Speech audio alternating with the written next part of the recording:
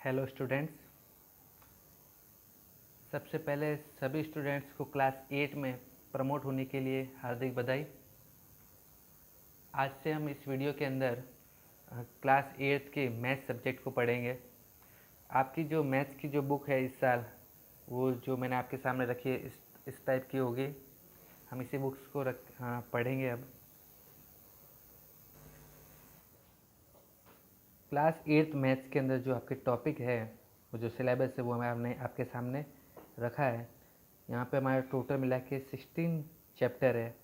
उस चैप्टर में जो सबसे पहला चैप्टर है वो हमारा है रेशनल नंबर। तो हमें सबसे पहले इस रेशनल नंबर को समझना ज़रूरी है, क्योंकि हम अगर मैथ्स को पढ़ना चाहते हैं तो हमारा नंबर्स के ऊपर जो कंसेप्ट है वो कंसेप्ट हमारा क्लियर होना ज़रूरी है। तो ये है हमारा फर्स्ट चैप्टर रेशनल नंबर। इस रेशनल नंबर्स के चैप्टर को हम समझेंगे, लेकिन उससे पहले हमने जो पिछली क्लास में जो नंबर्स के बारे में पढ़ा है उनका हम एक बार रिवीजन करेंगे, ताकि उनको समझने के बाद ही हम रेशनल नंबर को समझ पाएंगे। तो चैप्टर फर्स्ट है हमारा रेशनल नंबर। इसके अंदर सबसे पहले हम पढ़ेंगे नेचुरल नंबर्स को, जिन्हें हम काउंटिंग नंबर भी कहते हैं। हम किसी भी चीज़ को अगर काउंट करते हैं तो कैसे काउंट करते हैं? 1 2 3 4 5। इसलिए नेचुरल नंबर को हम क्या कहते हैं? काउंटिंग नंबर कहते हैं। क्यों? क्योंकि ये हमेशा 1 से स्टार्ट होते हैं और ये पॉजिटिव डायरेक्शन में हमेशा इन्फिनिटी तक चलते जाते हैं। इनका कोई एंड पॉइंट नहीं होता, कोई लास्ट डिजिट नहीं होगी, ये आगे से आगे चलते जाएंगे। और इन सारे नंबर्स को क्या बोलते हैं? हम नेचुरल नंबर बोलते हैं। उसके बाद हमारा आता है दूसरा होल नंबर। होल नंबर क्या होता है? जब हम इन नेचुरल नंबर में एक और नंबर ऐड कर लेते हैं, ज़ीरो। क्या ऐड कर ले? ज़ीरो। तो ये हमारे क्या हो जाते हैं? Whole number. 0 1 2 3 4 5, ये जितने भी डिजिट है जो आगे से आगे चलती रहेगी इन्फिनिटी तक, ये कभी ख़त्म नहीं होगी। ये सारा हमारा क्या होगा? Whole number. और ये क्या होता है? सारे जीरो और नेचुरल नंबर को मिलाने से बनते हैं। उसके बाद जो तीसरा हमारा आता है वो आता है इंटीजर्स। इंटीजर्स क्या होते हैं? इंटीजर्स के अंदर हम नेगेटिव डिजिट और ये पॉजिटिव डिजिट, ये दोनों टाइप के डिजिट रखते हैं और साथ में बीच में रखते हैं ज़ीरो। ओके, साथ में हमारा क्या हो जाता है? ज़ीरो। इन सबको मिला के हमारा क्या हो जाता है? इंटीजर। तो इंटीजर कहाँ से स्टार्ट होते हैं? देखिए, इसका कोई स्टार्टिंग पॉइंट है नहीं, ये सेंटर से चलता है। ज़ीरो से दोनों तरफ चलता है, नेगेटिव साइड में भी चलेगा और पॉजिटिव साइड में भी चलेगा। नेगेटिव में भी इन्फिनिटी तक चलता है और पॉजिटिव में भी इन्फिनिटी तक चलता रहता है। ओके, उसके बाद हमको ये समझना है कि ये जो इंटीजर नंबर है, इसके अंदर कौन कौन से नंबर इंक्लूड रहते हैं। तो सबसे पहले हम देखेंगे इसके अंदर ये 1 2 3 जो पॉजिटिव नंबर आया है, ये कौन से नंबर है? पॉजिटिव। और इनको क्या कहते हैं हम? Natural numbers. ओके, अगर ये नेचुरल नंबर में और क्या आ जाए? ज़ीरो भी आ जाए तो क्या हो जाएगा? ये होल नंबर। तो कहने का मतलब क्या है? अगर मैं पूछूं क्या सारे नेचुरल नंबर एक होल नंबर होते हैं, तो हमारा आंसर होगा यस, सारे नेचुरल नंबर होल नंबर होते हैं, क्योंकि होल नंबर में सारे नेचुरल नंबर आ जाते हैं, 1 2 3 4 5। ओके, लेकिन पूछा जाए कि सारे होल नंबर नेचुरल नंबर होते हैं, तो हम कहेंगे नहीं। क्यों? क्योंकि होल नंबर के अंदर 1 2 3 4 5 जो नेचुरल नंबर तो होता है, लेकिन उसके साथ एक एक्स्ट्रा नंबर और होता है, वो होता है ज़ीरो। और ज़ीरो कोई भी नेचुरल नंबर नहीं है, इसलिए हम कहेंगे सारे होल नंबर नेचुरल नंबर नहीं होते। क्यों? क्योंकि इसके अंदर ज़ीरो भी होता है, जो कि एक नेचुरल नंबर नहीं है। पूछा जाए क्या सारे होल नंबर इंटीजर होते हैं, तो हमारा आंसर होगा यस, सारे होल नंबर इंटीजर होते हैं। क्यों? क्योंकि इंटीजर के अंदर 0 1 2 3 4 5 6 आता है। ठीक है, लेकिन पूछा जाए कि सारे इंटीजर होल नंबर होते हैं? नहीं, क्योंकि इसके अंदर नेगेटिव डिजिट है जो होल नंबर के अंदर नहीं आती। पूछा जाए सारे नेचुरल नंबर इंटीजर होते हैं, तो हमारा आंसर होगा यस। कैसे? क्योंकि इसके अंदर 1 2 3 4 आ रहे हैं पॉजिटिव, जो कि नेचुरल नंबर है, इसलिए कहेंगे सारे नेचुरल नंबर इंटीजर होते हैं। लेकिन पूछा जाए इंटीजर सारे क्या अगर नेचुरल नंबर होते हैं, तो हमारा आंसर होगा नहीं, क्योंकि इसके अंदर क्या होता है? सारे डिजिट माइनस में, और ये माइनस की डिजिट नेचुरल नंबर में नहीं है। सीधा सा कहने का मतलब, अगर आपको पूछा जाए ऊपर से नीचे आ रहे हो, तो ये सारे ऊपर वाले जो नंबर्स है वो नीचे वाले नंबर में इंक्लूड रहेंगे। लेकिन नीचे से अगर ऊपर जाने की बात करें, तो नीचे वाले सारे नंबर्स ऊपर वाले में इंक्लूड नहीं रहेंगे। ओके, और लास्ट जो हमारा अभी आ रहा है वो है रेशनल नंबर।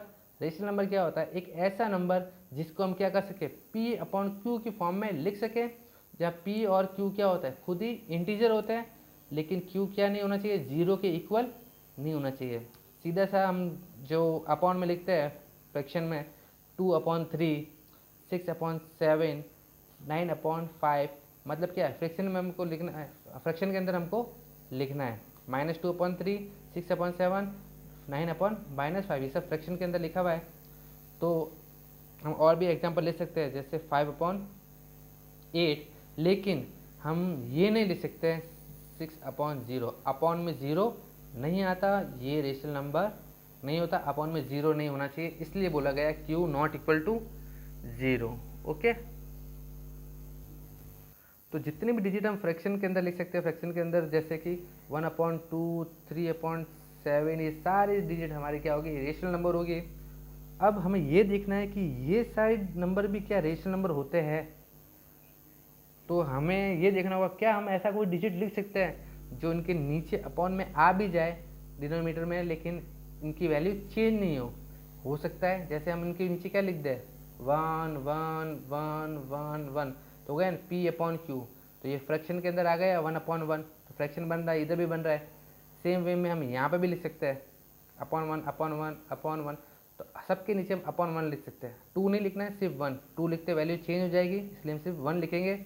और 1 लिखने के बाद ये क्या हो रहा है, हमारा P/Q की फॉर्म में आ रहा है, यानी फ्रैक्शन बन रहा है। सेम टू सेम इसके अंदर नीचे भी हम लिख सकते हैं अपॉन 1। तो कहने का मतलब ये सारे नंबर भी क्या होते हैं, एक रेशनल नंबर होते हैं, लेकिन सारे रेशनल नंबर ये सब नहीं होंगे। क्यों? क्योंकि 2/3 इनके अंदर कहीं भी नहीं आ रहा है, सिर्फ नीचे 1 आ रहा है, इसलिए ये सारे नंबर रेशनल नंबर बन रहे हैं। ओके, अब रेशनल नंबर के बाद हम क्या करेंगे, इसकी कुछ प्रॉपर्टीज़ होती है जो हम पढ़ेंगे। इस रेशनल नंबर की प्रॉपर्टीज़ के साथ साथ हम होल नंबर, इंटीजर्स, इनकी भी प्रॉपर्टीज समझ लेते हैं, ताकि क्या हो, हम इनके बीच में कंपैरिजन कर सके तो हमें अच्छे से समझ में आएगा। सबसे पहले होती है क्लोजर प्रॉपर्टी। क्लोजर प्रॉपर्टी क्या चीज़ होती है, तो सबसे पहले मैं एडिशन के ऊपर बता देता हूँ तो आपको सब समझ में आ जाएगा। अगर मैं किसी दो डिजिट का ऐड करूँ, जैसे मैंने 2 होल नंबर लिए, 2 भी एक होल नंबर है और 4 भी होल नंबर है, इन दोनों को ऐड किया तो क्या आ रहा है मेरे 6 भी एक क्या है, होल नंबर। ठीक है ना, 2 होल नंबर को अगर ऐड करें और आने वाला नंबर भी अगर होल नंबर है तो एडिशन के लिए क्लोजर प्रॉपर्टी वेरीफाई करता है। अगर मैं इसको उल्टा भी लिख दूँ 4 + 2, तब भी ये क्या आएगा 6 ही आएगा। ये भी होल नंबर था, ये भी होल नंबर था, आने वाले डिजिट भी क्या है, होल नंबर। तो ये क्लोजर प्रॉपर्टी को वेरीफाई करता है, यानी इसको फॉलो करेगा क्लोजर प्रॉपर्टी को। फिर आता है सब्ट्रैक्शन के अंदर, तो देख लीजिए 4 - 2 ये भी क्या है, होल नंबर है। सब्ट्रैक्शन किया जा रहा है, 2 भी क्या है, होल नंबर है। इनमें को सब्ट्रैक्शन किया जाएगा, कितना आएगा +2, ये भी क्या आ रहा है, होल नंबर आ रहा है। लेकिन अगर मैं उल्टा लिख दूँ इसका 2 - 4, तो क्या हो रहा है, ये भी होल नंबर है और ये भी होल नंबर है, तो क्या आएगा -2। ये -2 क्या है, एक इंटीजर है। क्या है, इंटीजर। तो कहने का मतलब क्या है, होल नंबर को अगर हम सब्ट्रैक्ट करते हैं तो ये ज़रूरी नहीं है कि आने वाली डिजिट होल नंबर ही हो, वो एक इंटीजर भी हो सकता है।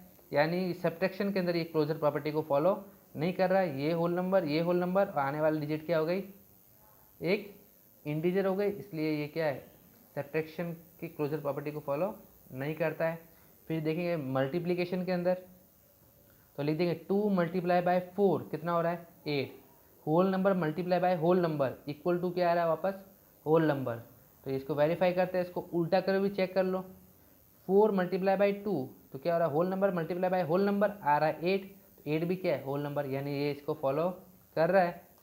फिर डिवीजन के अंदर देख लेते हैं, 8/4 कितना हो रहा है 2, मतलब कि ये भी होल नंबर है, ये भी होल नंबर, आने वाले डिजिट भी होल नंबर है।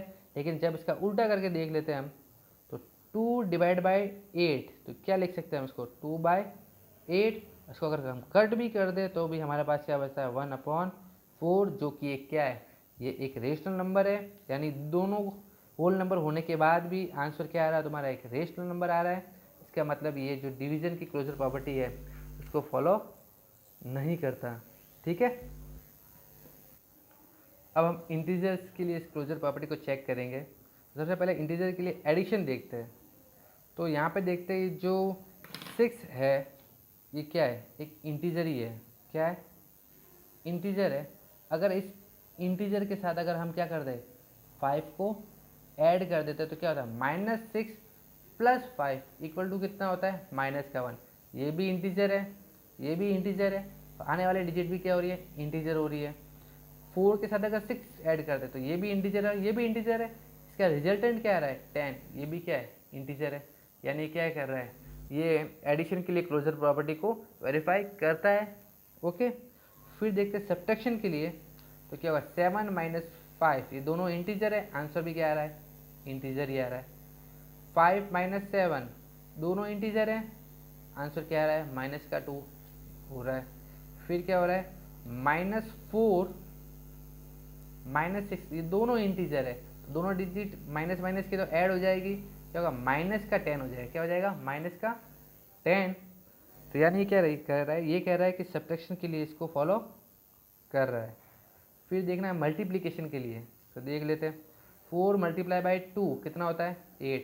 ये भी इंटीजर, ये भी इंटीजर और ये भी इंटीजर, यानी दोनों इंटीजर का प्रोडक्ट भी एक इंटीजर ही होता है। और उसके बाद क्या है, -3 × 9 तो कितना हो रहा है, -27। यहाँ पे भी दोनों इंटीजर थे, प्रोडक्ट निकाला, ये भी क्या होगा, एक इंटीजर होगा। सेम वे -3 × -2 तो 3 × 2 = 6, ये दोनों इंटीजर है, ये पॉजिटिव इंटीजर है लेकिन है इंटीजर, तो ये भी क्या इसको वेरीफाई कर रहा है। 0 × 5 कितना हो रहा है, 0, तो ये भी इंटीजर है, ये भी इंटीजर है, और इसका प्रोडक्ट भी क्या हो रहा है, इंटीजर, यानी ये मल्टीप्लिकेशन के लिए भी क्या करता है, इसको वेरीफाई करता है। डिवीजन के लिए चेक कर लेते हैं। डिवीजन के लिए क्या होता है, अगर -5 को 8 से डिवाइड करें, देखिए यहाँ पे गड़बड़ हो रही है, -5 को 8 से डिवाइड करें क्या आएगा, -5/8, जबकि ये क्या है, एक रेशनल नंबर है। तो ये रेशनल नंबर है तो कहना होगा कि ये डिवीजन के लिए क्लोजर नहीं है। मतलब दो इंटीजर को अगर हम आपस में डिवाइड करें तो ज़रूरी नहीं है कि वो इंटीजर आए, वो क्या हो सकता है, एक रेशनल नंबर भी हो सकता है। इसका मतलब ये डिवीजन के लिए क्लोजर नहीं है। अब हम देखते हैं ये रेशनल नंबर के लिए क्लोजर प्रॉपर्टी। तो सबसे पहले एडिशन के लिए देखेंगे, तो 3/8 प्लस माइनस का 5/7, तो मैंने इसको एक बार वापस नीचे लिख दिया है। जनरली साथ में साइन लेके चलते हैं, लेकिन आप लोग ज़्यादा कंफ्यूज ना हो, इसलिए हम क्या करेंगे, इन साइन को पहले सॉल्व कर देते हैं ताकि आगे जाके दो साइन से आप कंफ्यूज नहीं हो। तो कैसे सॉल्व किया जाता है इसको, प्लस माइनस माइनस, ठीक है। तो यहाँ पे क्या हो जाएगा माइनस, तो अब हम इसको सॉल्व कर देंगे, क्या होगा, इन दोनों का एलसीएम आएगा 56, इसका 8 से डिवाइड दो कितनी बार जाएगा, 3 बार, सॉरी 8 से इसको डिवाइड दो 7 टाइम, 7 का मल्टीप्लाई होगा 3 से, 3 7 जा 21। कैसे, 8 का 56 में डिवाइड 7 टाइम, 7 को 3 से मल्टीप्लाई 21, 7 का इसमें डिवाइड कितनी बार 8 टाइम, 8 का मल्टीप्लाई किससे करना 5 से, कितना आया 40, इसको लेस कर दिया कितना आया 90। अब देखो 19 के अंदर क्या है, माइनस क्या आ रहा है, 19 माइनस का क्यों आ रहा है, क्योंकि 40 और 21 में बड़ा कौन है 40, और 40 क्या है नेगेटिव है, इसलिए ये डिजिट भी क्या आएगी, नेगेटिव ही आएगी। ओके, तो ये दोनों रेशनल नंबर थे, इनका हमने सम निकाला, तो आने वाले डिजिट भी हमारी क्या हो गई, एक रेशनल नंबर हुई, यानी ये एडिशन के लिए क्या होता है, क्लोजर होता है। अब सब्ट्रैक्शन के लिए देखेंगे, यहाँ पे हमने दो डिजिट ले लिए, 7/9 माइनस 1/3, एलसीएम क्या होगा इनका 9 ही होगा, 9 और 3 का एलसीएम 9 होगा, 9 को 9 में डिवाइड दो कितनी बार जाता है 1 टाइम, मल्टीप्लाई कर देंगे, और फिर इसमें 3 का इसमें डिवाइड दो कितनी बार जाएगा 3 टाइम, तो 1 का 3 से मल्टीप्लाई, तो 7 बन जाए 7, 1 3 जा 3। अब क्या होगा 7 माइनस 3 कितना होता है 4, ये पॉजिटिव है ये नेगेटिव है, सब्ट्रैक्शन हुआ कितना आएगा 4। अब डिजिट बड़ी कौन सी है, पॉजिटिव या नेगेटिव वाली, पॉजिटिव वाली बड़ी है, इसलिए पॉजिटिव डिजिट आएगी।